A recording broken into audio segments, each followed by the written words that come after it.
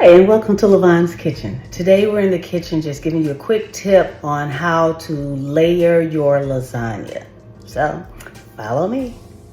Making my lasagna, layering it with first the meat sauce, then the noodles, then the cheese sauce, then some mozzarella cheese, and then repeat the cycle. Now let's repeat the cycle. I'm gonna add some of our meat.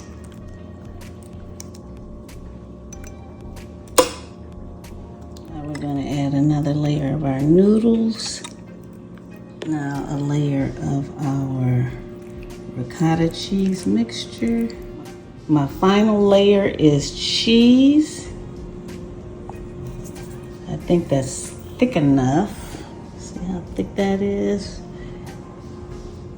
And last but not least, I'm going to put just a little bit of parsley on here so when it cooks, it'll bubble up nice and pretty. Just a smidgen. And that's how easy it is to layer your lasagna.